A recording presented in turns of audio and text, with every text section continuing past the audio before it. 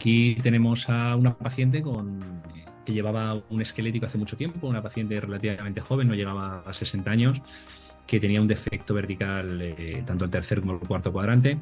En este caso os presento el tercer cuadrante, donde veis que prácticamente no tiene fondo de vestíbulo, es lo más complejo ese manejo del tejido blando, es prácticamente el moflete, como digo yo, que se mete en el suelo de la boca, y un defecto horizontal y vertical de todo ese cuadrante, de tercer cuadrante.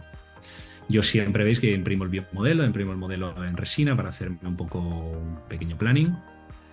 Aquí os presento el defecto vertical, abajo a la izquierda. Volvemos a fijar la membrana, lo mismo con tornillos Profix en lingual. El relleno, no sé si en este caso era el 100% autólogo, diría que sí, que era el 100% autólogo, de diferentes formas, con Surface Scraper y con trefina triturado. En vestibular también lo veis, que está fijado con tornillos Profix y con chinchetas.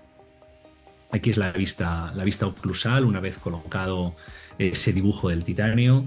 Muy importante que esté alineado con ese defecto en la cresta para que la reentrada sea homogénea. Aquí lo veis un poquito más de cerca, asociado al CBCT del PRE. Este es el día de la cirugía. Aquí veis la sutura por planos, como os comentaba antes. Siempre hay que suturar por planos. Ahora os voy a enseñar el seguimiento. Esto es a los 15 días, donde vemos una maduración del tejido blando muy buena. Retiramos los puntos y a la semana 16 volvemos a respirar. Ya vemos una maduración del tejido blando al 100%, con un buen fondo de vestíbulo. Hemos recuperado ese fondo de vestíbulo. El espacio protético es mucho más adecuado para nuestras coronas. Aquí os superpongo un poquito el defecto para que veáis cómo el tejido blando también madura y ganamos ese fondo de vestíbulo y esa reposición de las inserciones.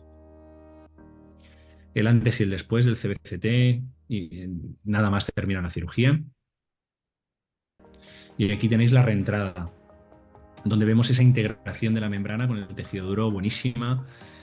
Tiene algunos cortes de despegar el tejido al hacer la reentrada. Retiramos los tornillos y lo que nos encontramos es un tejido duro, un tejido sangrante, un tejido vital, totalmente homogéneo. Por eso os decía la importancia de que el dibujo del titanio quede alineado con nuestro defecto, para que verdaderamente una reentrada tiene que ser lo más rectangular posible para que el implante quede rodeado 180 grados de tejido duro. Aquí vemos el antes y el después de una vista frontal o frontolateral, donde vemos que hemos ganado prácticamente el 100% de ese defecto. Las perforaciones para nuestro implante, para que podáis ver un poco donde dejamos siempre 2-3 milímetros vestibulares y al menos 2-3 linguales o palatinos. La colocación de nuestros implantes y el CBCT del antes y el después, antes de regenerar el defecto y después de la colocación de los implantes.